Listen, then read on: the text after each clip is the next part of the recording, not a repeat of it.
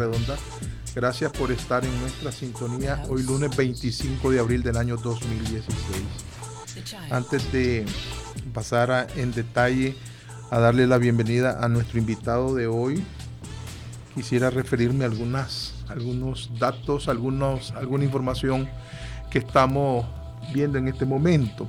Pueden buscar en www.lamesaredondani.com el último informe de la comisión investigadora sobre el caso de los jóvenes desaparecidos, entre comillas, el caso Ayotzinapa. Nosotros presentamos ahí un amplio reportaje elaborado por la BBC Mundo.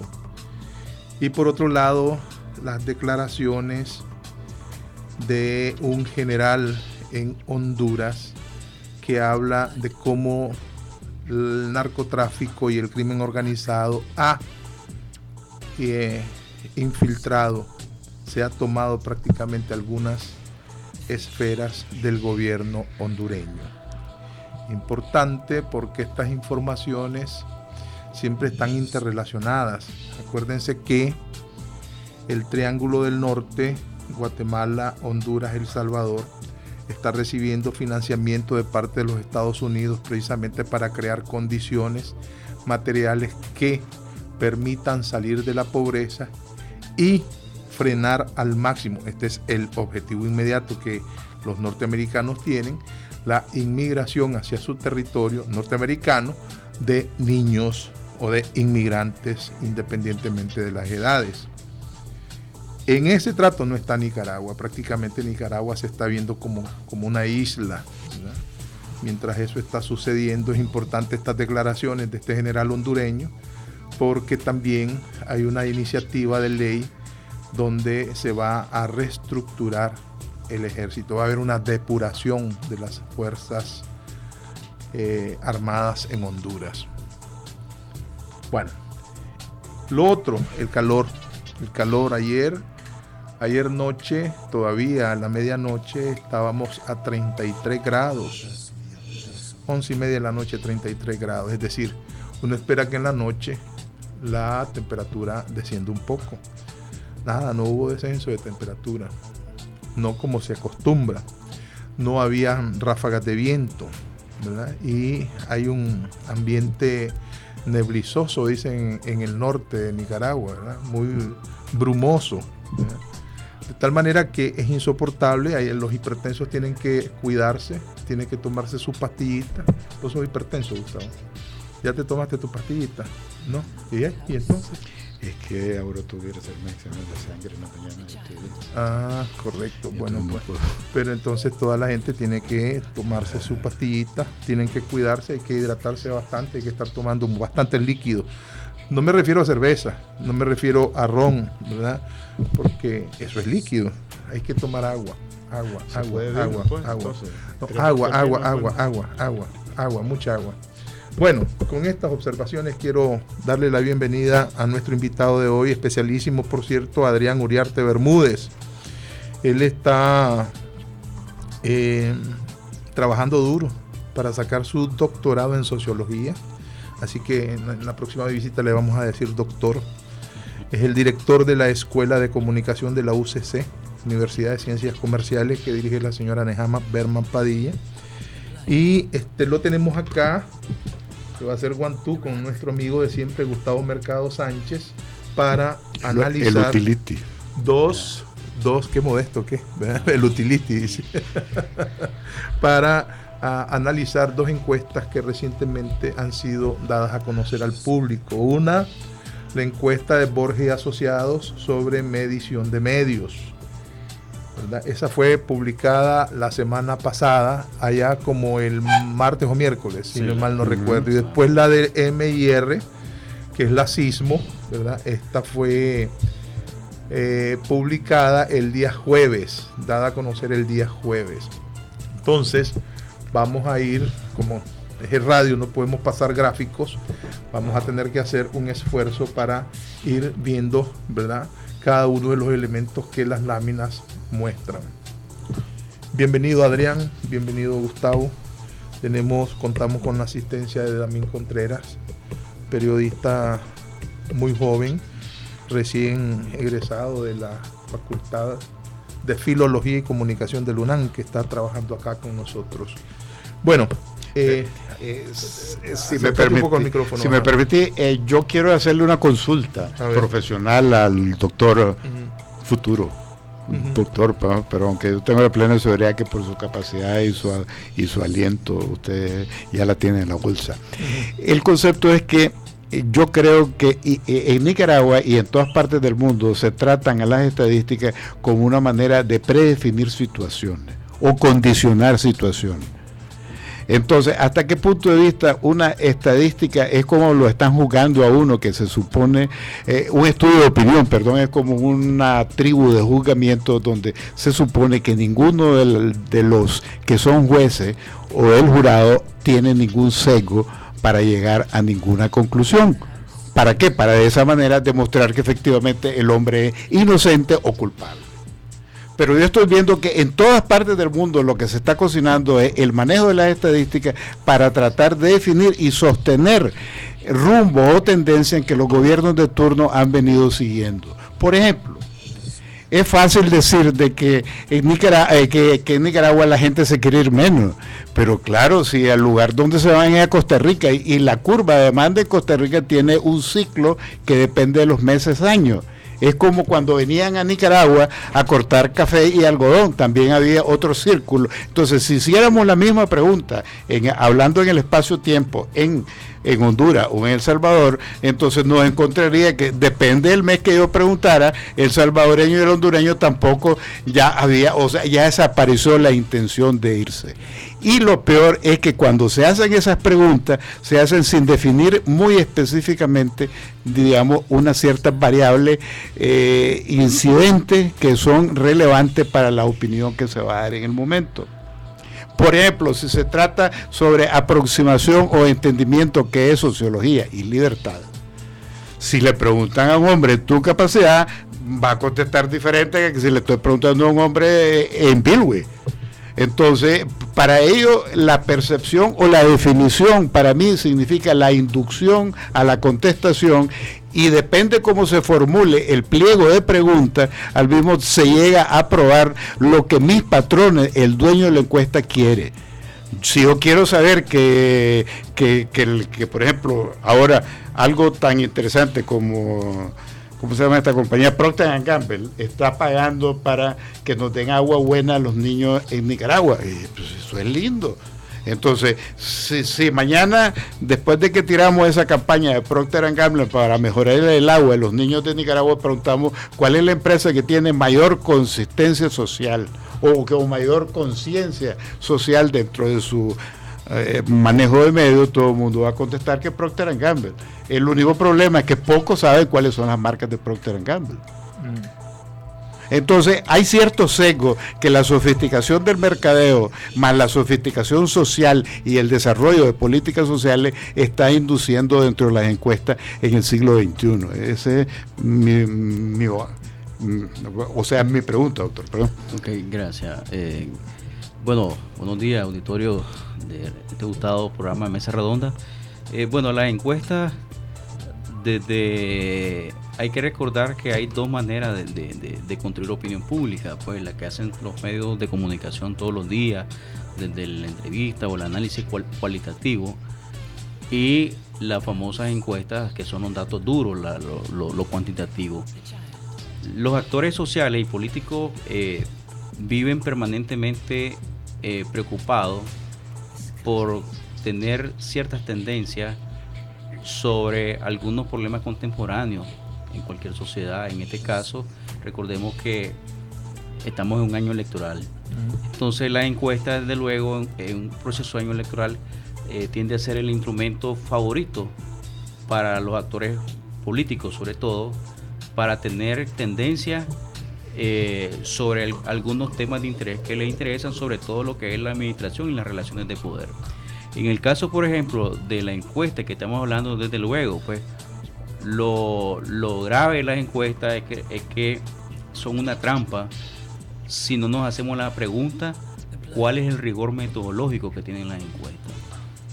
Es decir, En otras palabras, si la encuesta, desde que la formulamos, lleva una serie de maniqueísmo y manipulación sobre qué cosa quiero indagar, y al mismo tiempo, y es lo que yo veo en estos dos instrumentos que se aplicaron, es que lo que apuntaba aquí el compañero es que la encuesta, a pesar de que tienen cobertura nacional, es decir, es una encuesta sumamente cara. Segundo, tiene una aspiración metodológica más de censo que de encuesta, pues, porque están haciendo una cobertura de mirada país. Pero al mismo tiempo, los actores a quienes se les consulta, ahí está el gran problema.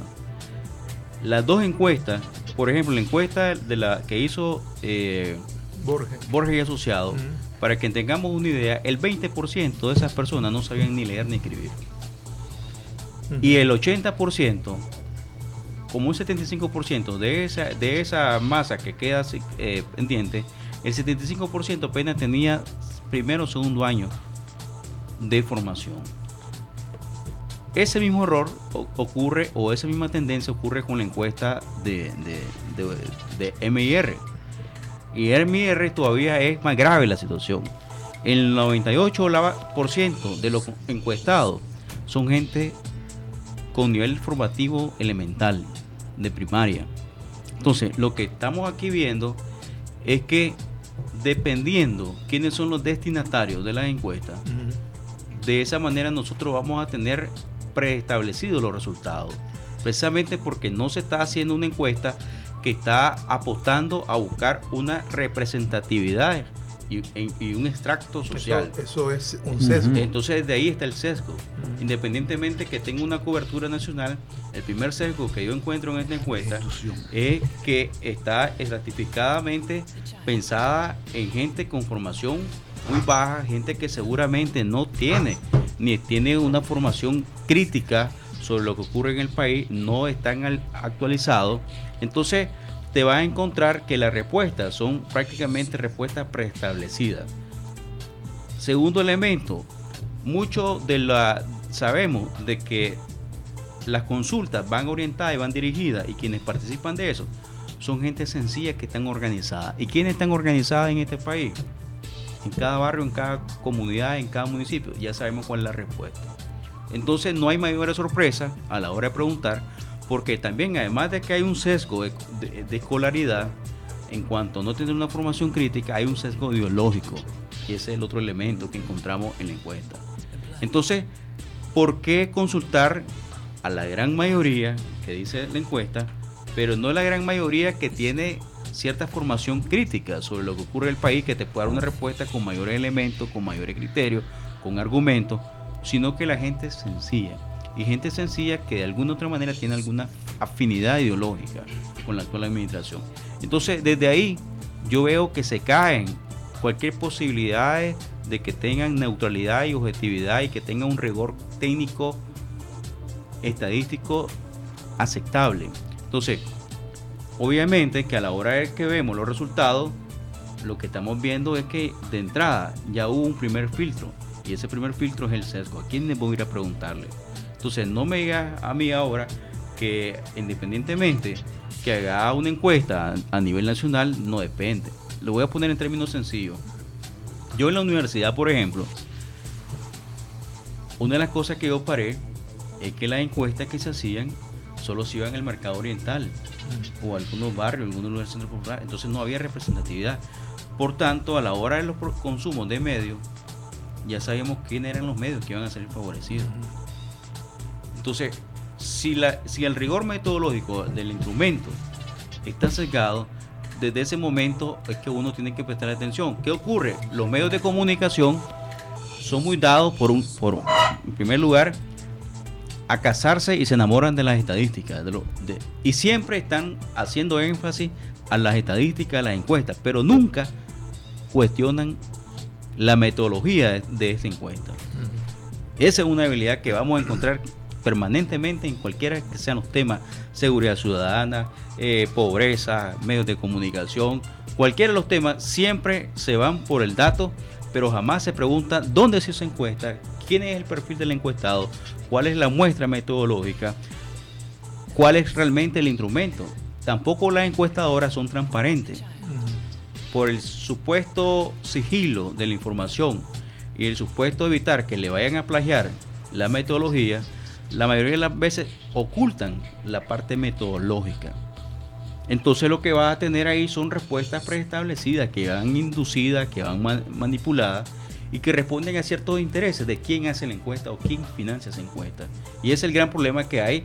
¿Por qué? Porque lo que ahorita lo que están haciendo, estamos en un año electoral, lo que hay es, y tenemos que estar claro, lo que hay es una lucha por el poder. ¿Y quién, en el caso de Borges y Asociados, quién la financia y quién financia la de MIR? ¿Ellos lo dicen? No dicen no dicen ninguno. Y es que ese es el problema. Las encuestadoras tienen, una de las debilidades que tienen es la transparencia ética, la falta de rendición de cuentas, porque toda encuestadora debería decir quién es el auspiciador. Entonces, dependiendo de quién es el auspiciador, ahí tenemos nosotros los resultados.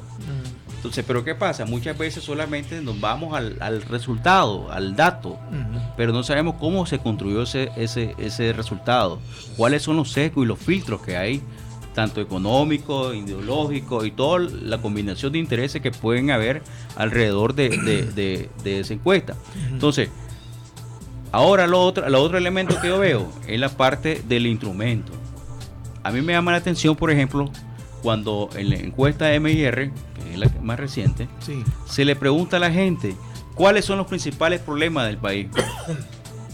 Entonces la gente dice que es el tema del empleo. Y uno de los temas que se tiende a obviar y minimizar es el tema de la libertad de expresión. Pero hay otra pregunta más adelante que dice que cuáles son las condiciones que necesitan para salir. Entonces dicen que necesitan vivir en una sociedad que donde exista cultura de paz y exista libertad. Entonces, dependiendo de la pregunta, te vas a dar cuenta que se trata por un lado minimizar el tema de la libertad de expresión, pero más adelante la gente te reafirma de que pueden tener sus necesidades básicas satisfechas, pero sin libertad no pueden ser plenamente o desarrollar la capacidad de ser libres de pensar, de participar. Y eso lo vemos también con el término de participar, que la gente lo mismo, cuando está hablando y dice sobre el tema de la participación, la gente tiene miedo. Entonces, y hay otra pregunta que todavía es más grave. Dice, ¿usted opina sobre política? Una de las preguntas que hacen. Entonces la gente dice que prefiere abstenerse, prefiere no opinar ni en la casa, ni en su círculo de amigos. Entonces, eso tiene que ver con el tema de la libertad de expresión, que te contradice y te corrobora que una de las grandes preocupaciones de la gente, si bien es cierto, es el empleo y en llevar el sustento de la canasta básica a la casa, pero también a la gente le importa la libertad de expresión. Sin embargo, la encuesta te quiere hacer creer de que la gente está más preocupada por el arroz y los frijoles y no por la libertad de expresión. Entonces ahí vemos como hay un muñequeo, una manipulación. ¿Por qué? Porque las preguntas las hacen por separado, pero si uno le entra en clave y articula la respuesta y cruza las preguntas, se va a dar cuenta que el tema de la libertad de expresión es el tema que está oculto en esa encuesta. La gente tiene miedo de participar, de organizarse, de hablar, de expresarse. Es decir, no solamente por la carestía de la vida. Y podemos demostrar eso que estás diciendo con los mismos datos de la encuesta. Con los mismos datos de la encuesta, ahí están planteados, porque en la primera parte te preguntan cuáles son los principales problemas. El empleo de la gente. Y esa es la tasa más, el porcentaje más alto. Sí. Pero después cuando a la gente se le pregunta que si participa, la gente te dice que no quieren participar. Y cuando se le pregunta a la gente, ¿usted habla de política? La gente te dice que no, que prefieren abstenerse. Entonces, si vos agarrás... Eso implica miedo también. Claro, es decir, pero cómo el instrumento, cómo está construido, está desmembrado. Es decir, lo que hacen es fragmentar las preguntas, diluir los datos, para que ese resultado que está ahí no se vea tan duro a la hora de ver el resultado, sino que esté segregado y que se quiera elevar el tema de la calidad de la vida como el gran primer problema entonces, lo que la encuesta, si se lee entre líneas, está diciendo que la gente sí es cierto que tiene como gran preocupación el tema del empleo, pero segundo, la gente tiene temor de expresarse. Entonces hay lo que dice Neumann, una teórica alemana especialista en opinión pública, dice ella de que ese efecto se llama la espiral del silencio. Es decir, en Nicaragua hay una espiral del silencio. La gente no quiere ni organizarse ni manifestarse. ¿Por qué? Porque hay una institucionalidad impuesta de quiénes son los únicos actores que pueden organizarse. Si vos no perteneces a ese tejido político, ya no es participación, te descalifican y te dicen que ya sos oposición. Es decir, sí puedes organizar. A mí me agradó, por ejemplo, que la gente el día del árbol anduvieran tomándose fotos, entregando, está bien, pero nosotros lo que hemos ahí es una participación dirigida. Y está bien, pero si sale otro movimiento y quiere ir por iniciativa propia, una autogestión, una autoorganización, eso no es permitido. Entonces lo que estamos viendo aquí es de que se está comprobando lo que han dicho otras encuestas, de que en Nicaragua en los últimos años la cultura del miedo se ha institucionalizado. Es decir, que no es cierto solamente de que en Nicaragua el problema de la carestía de la vida es el primer problema del país. La gente de a pie, uno le pregunta, y la gente de a pie te dice que si no come, que si no trabaja, no come. Cierto, te le dan esa respuesta. Pero cuando a la gente le pregunta, ¿y por qué tal cosa quiero? No quiero opinar eso. Yo no me meto en política. Ahí te dan una respuesta. Esa respuesta, esa representación mental es fuerte. Si la leemos entre líneas cuando te dicen, yo no me meto en política. Si trabajo, no como. Automáticamente te están castrando tu capacidad de agencia de ser un actor crítico, de ser un ciudadano con conciencia crítica, que te puedas organizar, que puedas manifestarse, que puedas expresar tu descontento o aceptación sobre cómo marcha el sistema. Pero ¿qué pasa? Esta gente está desinformada. ¿Y qué es lo que ocurre? Nosotros vemos, si nosotros cruzamos estos datos de esta gran mayoría de la población con la gratificación, es decir, sobre qué consumen de los medios, nos encontramos que las encuestas sobre medios que han dicho, y ellos nos dijo que hay un cruce de variables, se complementa con las dos encuestas, vemos que esta gente prefiere consumir telenovelas, series, películas y nota roja. ¿Están evadidos? Entonces están ajenos a cualquier información crítica. Entonces cuando vos les vas a preguntar qué posición crítica pueden tener sobre lo que ocurre en el país, ninguna. Porque ellos viven drogados, es decir, viven más pendientes de lo que ocurre con la serie de las narconovelas, con lo que ocurre en Brasil y lo que ocurrió en el barrio porque el carro chocó con el caballo, pero no saben nada sobre cuál es la institucionalidad del país. Y si lo saben, es porque saben que van a ir en noviembre a votar nada más. Pero no hay una conciencia crítica, no hay una formación crítica social sobre cómo es que funciona la institucionalidad. Pero no hay una lectura que pudiéramos hacer, que es la evasión de la gente. La gente está prefiriendo evadirse de estos temas, ¿verdad? Porque ya hay desesperanza en el sentido de que, bueno, ¿para qué voy a participar si nada bueno me espera de esto? Lo que ocurre es que aquí hay varios factores. Es decir, también hay que reconocer que los actores políticos y sociales del país no juegan un rol realmente de líderes sociales, sino lo que andan buscando es hacer apología política para después aparecer como candidato a diputado, etcétera. Entonces la gente están acomodados con el sistema, pues. Claro, marca un descontento porque no es el modelo de autogestión natural como ocurre en muchos municipios del país, donde la gente se organiza porque no hay agua, porque hay despale. Entonces la gente se organiza y resuelven sus problemas. Se organizan y participan y resuelven sus problemas. El problema es que el modelo de liderazgo que hay aquí en la capital es un modelo clientelista. Entonces vemos de repente que aparece alguien organizando y haciendo algo, y lo vean 6 meses después una ficha porque quiere ser diputado, porque se casó con tal candidato. Entonces vemos que no es una auténtica participación ciudadana y movilización social. Lo que hay son oportunistas, pues hay que decirlo con todas sus letras. Y el otro tiene que ver con que los principales medios de comunicación, ¿cuál es el rol que están haciendo? Uno revisa la parrilla de los medios de comunicación, su programación, ¿y qué te ofrecen? Te ofrecen telenovelas, narconovelas, y no asustemos que si en 10 años, por ejemplo, el tema eso se llama la teoría del cultivo de la violencia, es decir, llegar a ver la violencia acá. Llegar a ver con naturalidad cualquier situación que se vaya a presentar. ¿Por qué? Porque las telenovelas crean esa cultura de la violencia. Y lo vemos de manera sencilla, si no la cuestionamos, no hay ningún filtro. Es una telenovela. No. Están calando en el tejido social. De repente, la gente va a ver eso normal. ¿Ya? Entonces, ojo con eso. Y lo otro tiene que ver con el tema de la nota roja, pues. Claro. Entonces, y lo otro que ya sabemos que la programación está saturada. Está saturada de información básicamente oficial, que está controlada. Entonces, ¿qué le queda a la gente? Y que no tiene y que no puede pagar ni servicio de suscripción, ni por cable, ni nada. Es montarse sobre los teléfonos inteligentes, que es lo que están haciendo. Y ese es un fenómeno que presenta, por ejemplo, la encuesta de Borges y Asociados. El 72% ya no está... Si están escuchando radio, lo hacen desde su teléfono. Ok, de eso vamos a hablar ya en la recta final. Ahora vamos a pasar a llamadas telefónicas. Tenemos en la línea a Manuel Gutiérrez. Bienvenido, Manuel, te escuchamos. Manuel Gutiérrez, sí, adelante, Manuel. Sí, aquí estoy afuera. Adelante, Manuel, te escuchamos. Se cayó la llamada.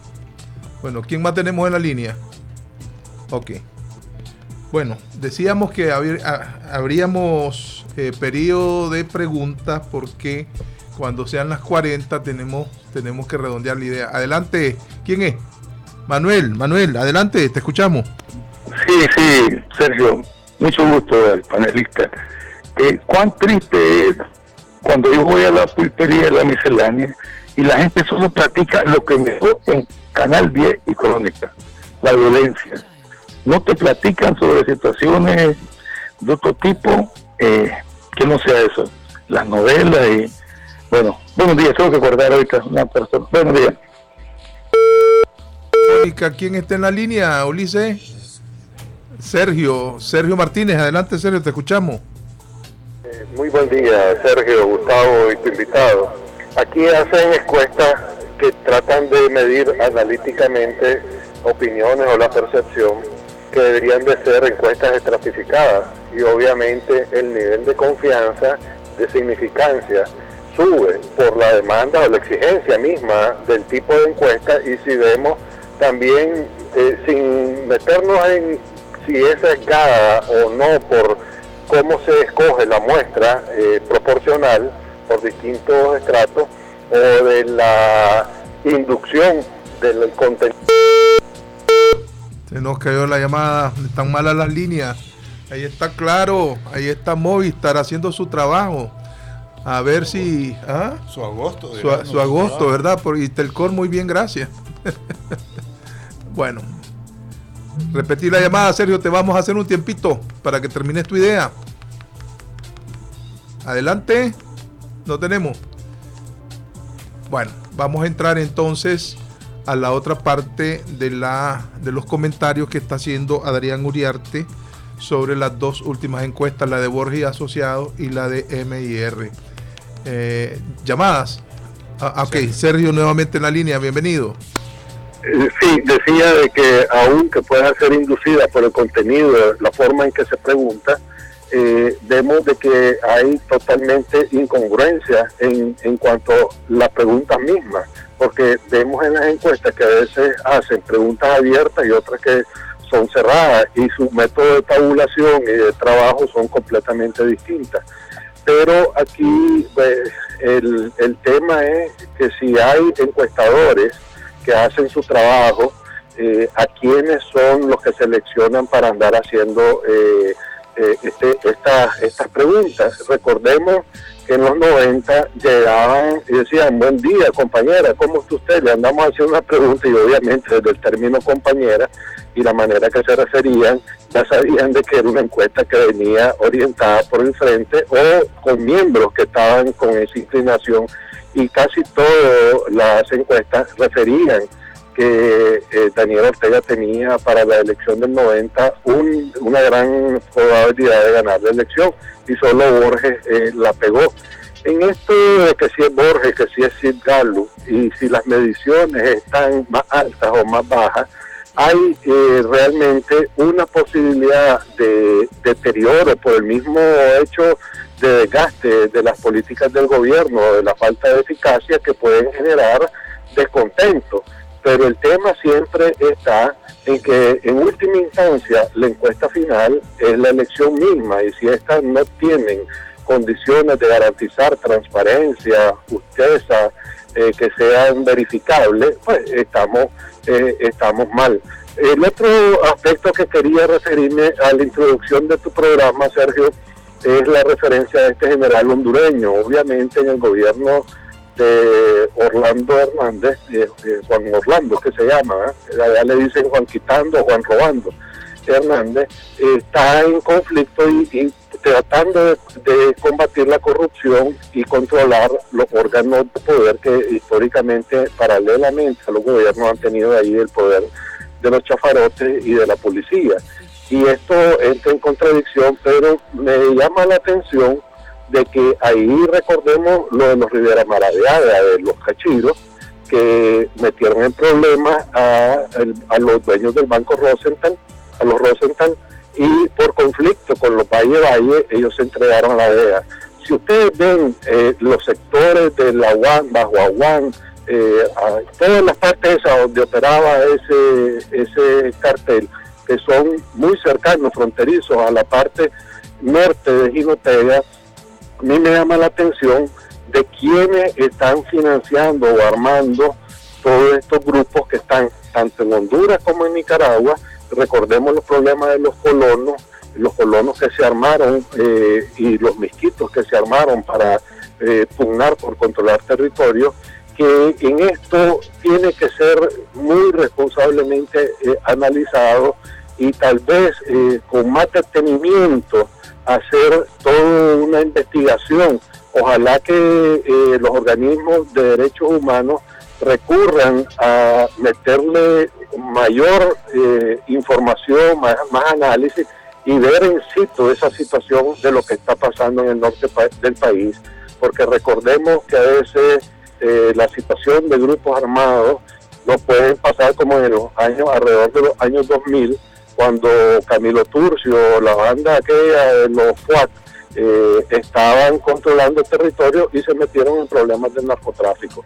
Entonces ahí voy que tal vez podríamos platicar y tener con detenimiento, porque yo estaba haciendo una investigación exhaustiva y tratando de tabular datos estadísticos de dónde se han venido presentando en los últimos 10, 15 años problemas de este tipo y estar analizando las cosas con más responsabilidad y sensatez.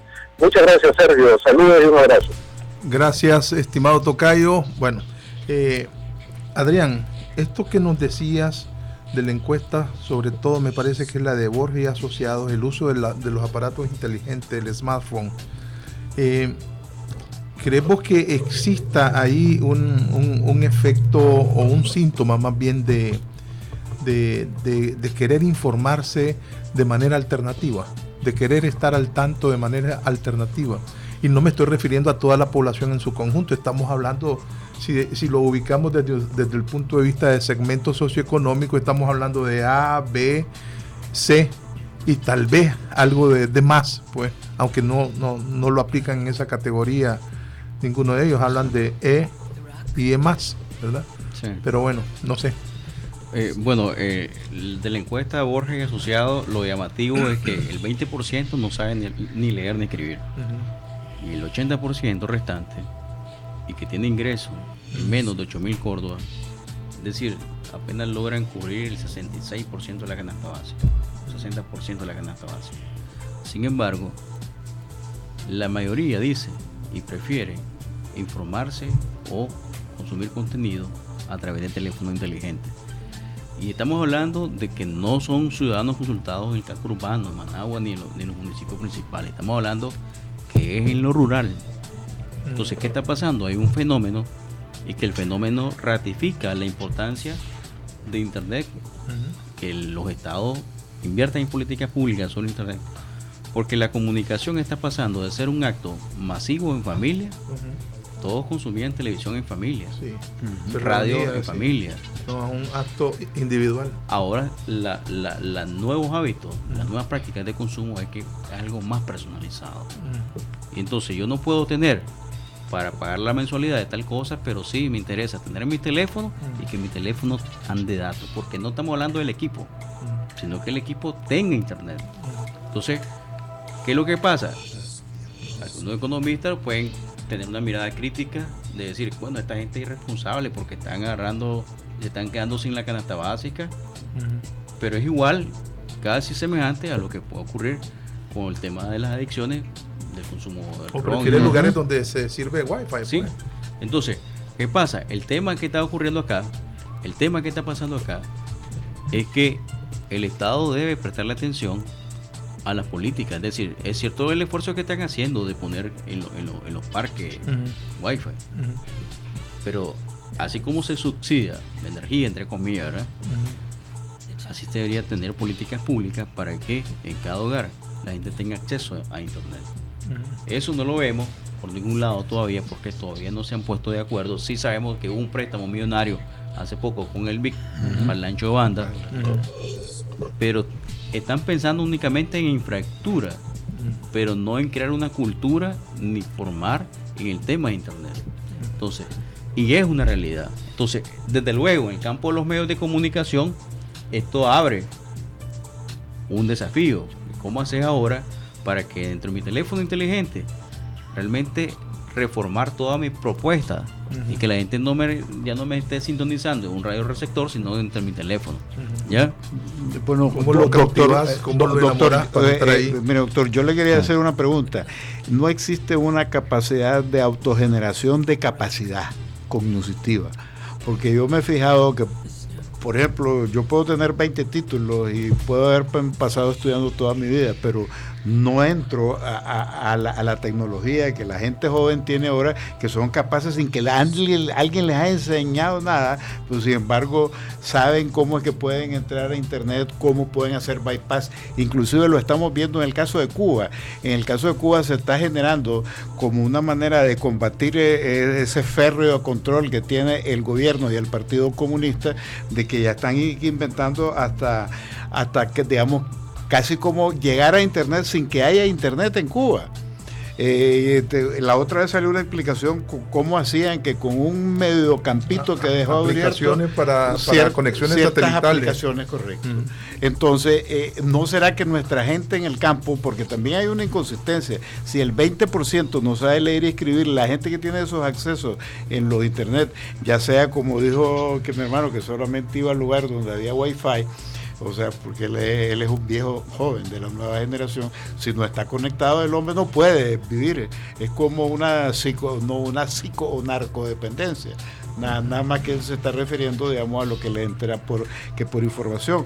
Pero ¿cómo hacemos para hacer compatible eso de que no saben leer y escribir, sin embargo son electrodependientes, pues, o Wi-Fi dependientes o ciberdependientes? Sí, bueno, lo que ocurre es que es lo siguiente, acordemos de que independientemente si saben leer o no saben hacerlo, lo que están haciendo es que están migrando. Primero son migrantes digitales, ya no son nativos digitales. Los nativos digitales son los que tienen de 0 a 20 años, que eso los estudios de nanotología dicen, de que ya nacen con una facilidad para agarrar el aparato. Un chavito de 6 meses, 1 año, 2 años, agarra el teléfono, hace una foto con una facilidad increíble. En el caso de ellos, lo que consumen más, y esta es la gran preocupación, no es texto, no es letra, es imagen. Es video. Entonces, hay un teórico que se llama Giovanni Sartori, que habla del Homo videns, es decir, esa misma tesis de que hemos pasado de ser Homo sapiens, ser pensantes críticos, a todo lo queremos ver, porque estamos en una sociedad de espectáculo donde todo lo queremos ver y lo podemos ver, y eso nos hace más fácil la imagen, porque la imagen no hace que nos sintamos ser parte también de la película, casi meternos ahí, de la película, que es lo que no se logra con los medios de comunicación. Pues el medio de comunicación, como lo castiga, lo premia, te sintonizo o te pago o te cambio, ¿ya? Pero en el caso de ellos no, es decir, toda la viralización que ha habido con el tema de Pale, con el tema de la sequía, no han sido los medios de comunicación los que están informando. Es la propia gente. Es la ciudadanía que hace una foto y la sube. ¿Cómo ocurrió con Estanzuela? No fue un reportero, fue un ciudadano que andaba ahí turiteando y se asombró y la colgó y la viralizó. Doctor, perdón, entonces usted ve un similar o un paralelo también entre la famosa revolución árabe, la revolución verde, ¿cómo era que le decía? La primavera árabe, con lo que pudiera estar pasando en América Latina también. Es que ese es el miedo. Sí. No, ese es el miedo. A ver, el 72% de los que consumen acá con teléfono inteligente no es porque sean una masa crítica como en la primavera árabe, con niveles de educación mayores, empoderados, jóvenes entre la mayoría, y que utilizaban y consumían, pero para generar opinión y debate. Y tan así que votaron un gobierno. Aquí no. Aquí no. Aquí lo que estamos viendo es que en el peor de los casos sí hay que reconocer que hay algunos temas, pero la mayoría de los contenidos es para expresarse en público. Muchos le llaman ocio, decía el comunicólogo italiano que acaba de morir, Umberto Eco, que Facebook le ha dado voz a una legión de idiotas. Entonces, también este problema de los contenidos, pero la gente se siente libre, y ese es el punto de la libertad, hasta dónde se está generando. Ok, vamos a llamar a telefónica. Rolando Espinosa en la línea. Bienvenido, don Rolando, lo escuchamos. Sí. Buenos días, muchas gracias, muy amable. Mire, antes que nada yo quería informarle a usted y al público que ayer pasé casi la mitad de la mañana y la mitad de la tarde en el Hospital Salud Integral, porque está ingresado en una UCI el amigo Hugo Vélez Astacio. Hugo Vélez Astacio sufrió en la madrugada del sábado un infarto muy serio, y entonces técnicamente él ha estado jugándose entre la vida y la muerte todo el sábado y ayer, ¿verdad? Y como usted lo tuvo varias veces de invitado en su programa, me parece que sería motivo de interés tener este conocimiento que el amigo Hugo Vélez Astacio está luchando por su vida en una UCI del Hospital Salud Integral. La otra cosa, yo me quería referir a algunas observaciones que he hecho sobre la charla del señor Adrián Uriarte. A mí me parece, yo por lo menos creo que yo soy una persona que habría que clasificarse entre los capaces en Nicaragua y entre los que les importa el desenvolvimiento de este país, económico, político, social, etcétera. Pero yo, como ser inteligente, comprendo que yo tengo tiempo y espacio que tengo que dedicarlo a la diversión y al entretenimiento. De manera que yo por lo menos una vez a la semana voy al cine a ver una película que podría ser La Misión Imposible con Tom Cruise. Lo que yo ando buscando es como divertirme, como entretenerme, porque no puedo pasar todo el tiempo y toda la vida solo en las alturas, en la alta filosofía, en la alta política, en la alta economía, en la alta asuntos sociales. Necesito también divertirme y entretenerme. Si yo veo la televisión, me interesa ver una película de Cantinflas para reírme, para desestresarme, para reírme. Y esa también es la finalidad que tienen las novelas. La gente ve la novela para divertirse, para entretenerse, porque no toda la vida es cosa seria, también tiene que haber diversión y entretenimiento. La gente se divierte de diferentes maneras. Hay unas personas que se divierten viendo novelas, otros se divierten bebiendo guaro en un bar, en una mesa de trago. Existe variedad de la manera de entretenerse y divertirse. De manera que muchos comentarios que usted ha hecho, yo lo siento bastante Al Qaeda, bastante Estado Islámico, Porque ¿cuál es el problema con Al Qaeda y con el Estado Islámico? Que quieren guiar la mente de la demás gente, quieren meterse dentro del cerebro y hacer un lavado de cerebro y que la gente piense en la dirección y en la forma que ellos quieren. Y yo le veo a usted bastante de eso. Por lo menos conmigo fracasa, porque yo soy libre pensador y tengo unas ideas liberales. No me estoy refiriendo a partidos políticos, me estoy refiriendo que como liberal creo en la libertad absoluta, y nadie puede venir a constreñirme a mí esta libertad. Yo hago en esta vida lo que yo quiero hacer, decido lo que yo quiero hacer por mi cabeza y no por la cabeza ni de los Al Qaeda ni los que piensen otras personas. Entonces me va a dispensar. Pero cuando usted hizo comentarios sobre la gente que ve novelas y sobre la gente que busca cómo divertirse y entretenerse, que es parte de la salud mental y parte de la vida, me parece que se excedió y fue un poco, además de vulgar, grosero.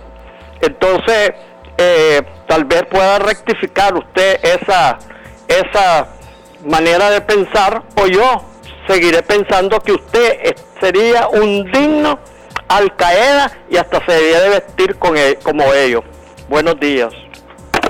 Buenos días, Sergio Martínez. Adelante, Sergio, te escuchamos. Gracias, Sergio. Tal vez en la línea que iba don Rolando, yo quisiera sugerir que tuviera en el programa algún especialista en comunicación y psicología social, porque es importante analizar los estados de la mente cuando hay frustración, desesperanza, cae muy fácilmente en estado depresivo o de la obsesión compulsiva. Y también esos estados a veces tienden a perder la objetivización. No estoy diciendo ni para un lado ni para otro, simplemente que sería un tema interesante de analizar de la sociología y con expertos tal vez un panel con expertos de comunicación y análisis, pues, de a ver qué es lo que pasa, porque llama la atención el señalamiento crítico de Rolando. Tiene una buena forma, bastante base. Muchas gracias y saludes.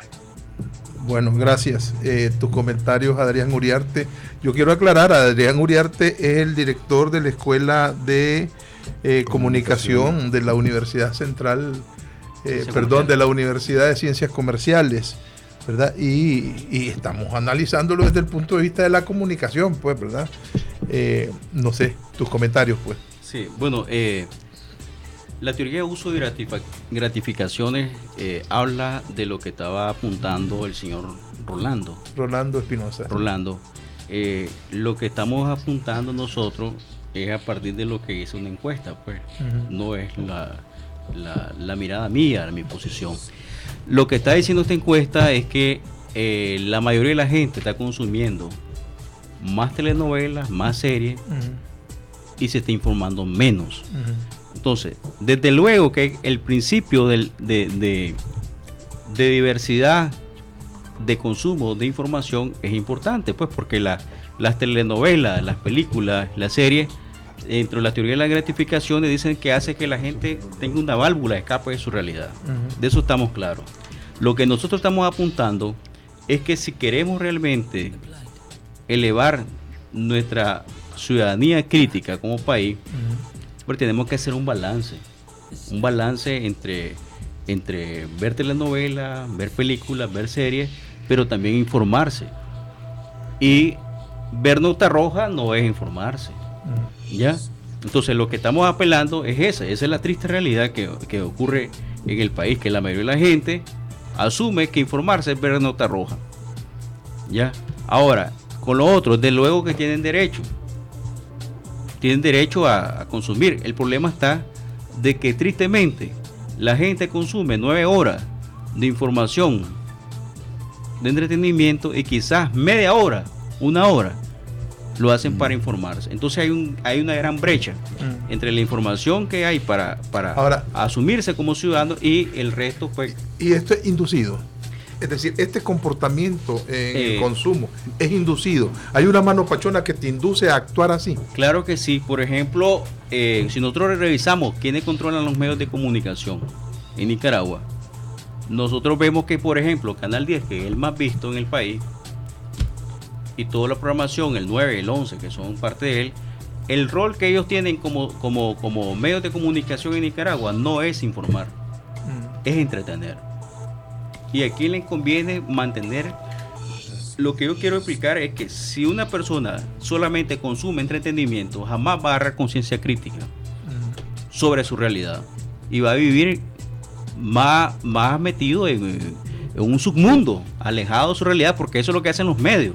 Te dan una válvula de escape para que te olvides de tu situación. Alienado se llama eso. ¿Ya? Estás alienado, pues pensando en otra cosa menos en tu propia realidad. Entonces, ¿qué ocurre?